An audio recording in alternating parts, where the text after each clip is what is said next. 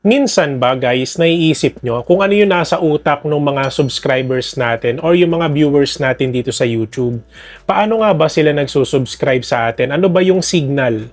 Ano ba yung nagiging reason para i-subscribe nila tayo? So dito sa vlog na to guys, pag-uusapan natin yung mindset ng mga subscribers, especially dun sa mga bago sa channel nyo. Alam ko marami sa atin, syempre iba-iba tayo ng niche, iba-iba tayo ng content na meron sa ating channel. Pero alam naman natin na isa lang yung goal natin as a content creator dito, di ba? So syempre mag-grow yung channel, magkaroon ng madaming subscribers, and at the same time ma-monetize at lumaki yung kita natin sa YouTube. So ito guys, no, yung vlog natin magiging eye-opener siya dun sa mga bagong content creators na gustong umangat agad ang subscribers na even though hindi pa naman sila nagdadaan doon sa tinatawag natin na right process, lalo na sa pagpapaangat ng mga YouTube channels. Yung pag-subscribe po sa atin ng isang random viewer is a reward, no? Kaya ako nasabing reward guys, ibig sabihin gawa ng content na meron ka, gawa ng approach mo dun sa video, gawa ng mga kini-create mo na videos na pa-subscribe mo yung tao na hindi mo naman kilala sa channel mo. So, ibig sabihin, yung tao na yon, yun yung target viewer mo or target audience mo. So, ano ba yung nasa mindset natin, no? Once na tayo ay nagsusubscribe sa isang channel. So, ako, syempre, may mga channels din po ako na sinusubscribe. Ikaw din, di ba? So, may mga sinusubscribe ka din na channel and for sure, kaya ka nagsubscribe sa akin, may dahilan ka.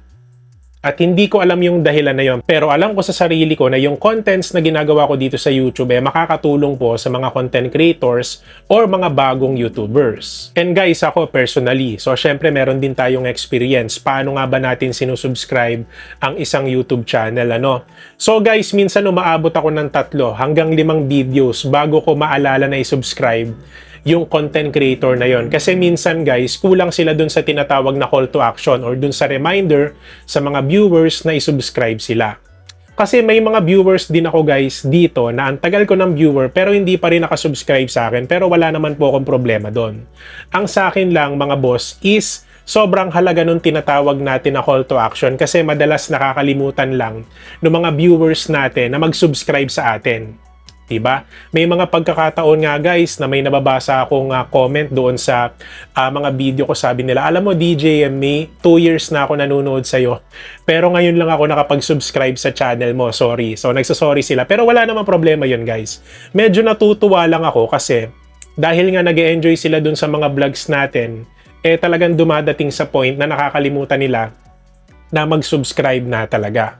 So para sa akin guys, yung mindset na yon, diba? So dapat hindi mawawala sa inyo yung tinatawag natin na call to action kada kayo po ay gagawa ng video dito sa YouTube kasi baka pwedeng nakalimutan lang ng mga viewers nyo na mag-subscribe sa inyo. So yun lang po talaga yung kailangan nyong gawin, ano? So call to action. And guys, ito pa yung another mindset ko as a subscriber ng isang channel. Isipin nyo guys, normal viewer lang din ako na kagaya nyo na nanonood sa mga iniidolo kong content creators, ano? So guys, sobrang liit ng chance na mag-unsubscribe ako. Especially kung nasubscribe ko na yung channel, ano? So lagi kong pinapasok sa isip ko, bakit ko siya i-unsubscribe kung in the first place, nakatulong naman siya sa akin or hanggang ngayon na-entertain naman ako ng mga videos niya. So ano ba yung mga reason para mag-unsubscribe ang isang viewer? So it's either hindi na talaga sila interested dun sa contents na meron ka or let's just say hindi ka na masyado active sa pag-upload ng video. So that's why mag-unsubscribe talaga yung mga yan. Diba? Kasi habang tumatagal guys, madami mga content creators ang katulad mo yung niche.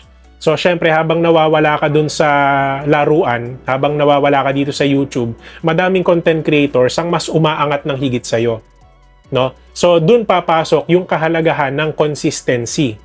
Kasi kung wala kang consistency, hindi mo namamalayan, madaming creators na ang same niche kagaya mo. And it turns out, mas tinatangkilik na sila ng madaming viewers compared dun sa mga vlogs na ginagawa mo before. Kasi nga sila, nagiging consistent sila, tapos ikaw masyado kang kampante. Dahil nga iniisip mo na malaki naman yung channel ko, madami na ako subscribers. So kahit hindi ako masyado mag-upload, okay lang. Which is without knowing na madaming content creators ang nagga-grind sa niche na meron ka. Or same niche kayo, di ba? So that's why sobrang halaga na alam niyo yun guys, na dapat maging competitive rin kayo and at the same time, in a good way. Pag sinabi kong be competitive is like galingan nyo no, sa pag-construct ng title, ng thumbnail nyo, pag-aralan nyo lahat ng editing skills na dapat nyong pag-aralan, pagandahin nyo yung mga thumbnails, di ba? Lahat ng mga pwede nyong pagandahin sa channel nyo, gawin nyo. Kasi at the end of the day, ang YouTube parang low-key competition niya ng mga content creator sa paggawa ng content. And guys, hindi nyo ba napapansin na dito sa YouTube, even though parehas lang naman kayo ng niche or content ng content creator na to, at halos yung content na ginawa nyo meron kayong parehas na title, mas inuuna pa rin ng YouTube yung videos niya compare sa'yo na nasa pang 10, pang 15, ano? So bakit kaya? Dahil to dun sa watch hours na nakuha ng videos niya, doon sa views, and of course doon sa tagal ng panonood or yung audience retention na nakukuha ng mga videos na pinoproduce ng content creator na to. At syempre guys, hindi dun mawawala yung quality ng mga videos na meron siya, kaya nakukuha niya yung mataas na rankings dito sa YouTube. And guys, dahil nabanggit ko yung word na quality, may naalala lang ako. So, dun sa mga naghahanap ng international perfume brands dyan, I suggest i-follow nyo yung page nila. And dun guys, madami kayong pagpipilian. Iba't ibang klase ng mga US tester perfumes na pwedeng pang lalaki at pang babae. At yung ilan guys, ipapakita natin sa video na to. Ayan. And dun sa mga interesado guys, pwede nyo naman silang i-message about doon sa product pricing. And of course, paano nyo marireceive yung mga items na orderin nyo. Ano? So, yun lang naman guys. Tuloy tayo sa video. Kaya yung mindset ko guys bilang subscriber so tinitignan ko rin po kung consistent yung isang channel sa pag-upload ng video. Kasi guys, kung makita ko na hindi na masyado active yung channel, hindi naman din ako nag-unsubscribe kahit ganon, di ba? So dumadating lang sa point na parang napapansin ko lang na uy, wala na masyadong upload si ganito so sayang naman. Wala na masyadong upload yung paborito kong channel, sayang naman, nakakatuwa naman yung mga videos na yon. So me personally guys, as a subscriber ng channel na yon, nalulungkot ako. Pero never pumasok sa isip ko na mag-unsubscribe sa kanila.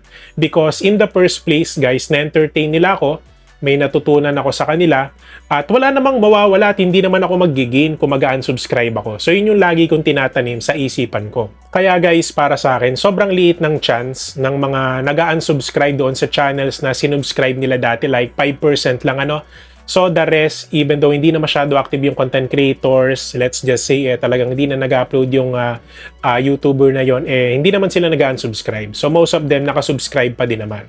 So yun yung sa experience ko. And guys, another mindset ng mga subscribers, so wag niyo tong kakalimutan. Wag kayo magbabanggit ng date or ng araw kung kailan kayo may upload na hindi nyo naman kayang panindigan.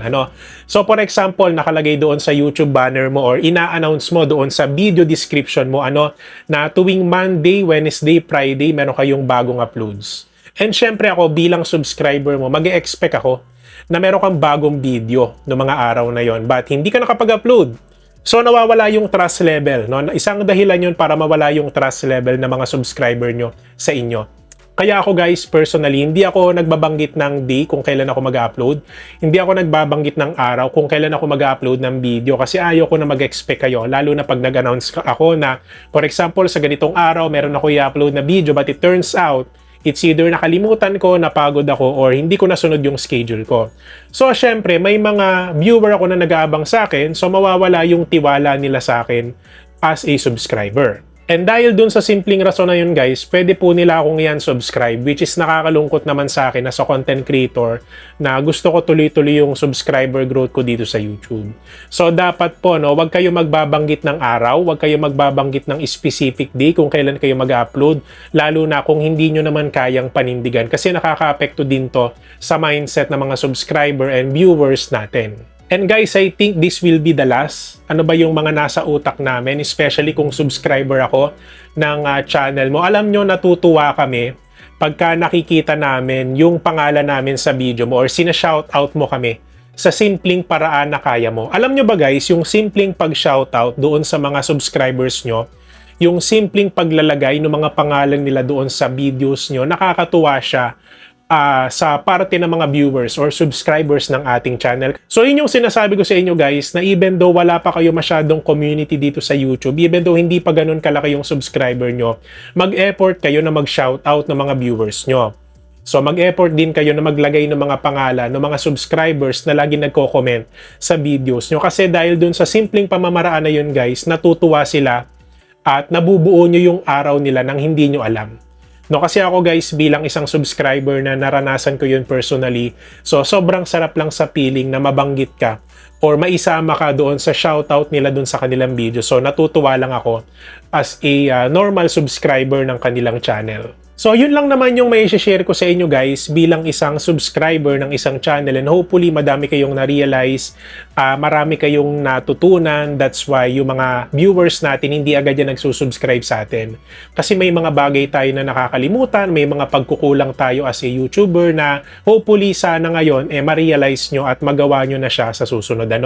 And kung sa tingin nyo guys madami kayong natutunan sa vlog natin for today, don't forget to subscribe my channel, DJ May, for more videos like this. And guys, mega love shoutout po pala sa ating solid viewers na lagi nag-aabang ng vlogs natin daily or weekly. Maraming salamat po sa inyo. And guys, mega love shoutout po pala sa ating DJ May exclusive members na nagpa-member last month and this month. Ayan, so every end of our video, pineplex po natin yan sila. At guys, meron silang tinatawag na monthly community post sa ating community tab para po mas makilala po sila ng ating mga subscribers and bagong viewers. And kung sa tingin nyo guys, medyo nabitin kayo sa ating vlog for today, meron akong iiwan na isang video dito, and of course, DJ May YouTube Tips playlist na makakatulong sa inyo bilang isang baguhan na content creator dito sa YouTube. So yun lang naman guys, maraming salamat po sa panonood and God bless po sa ating lahat.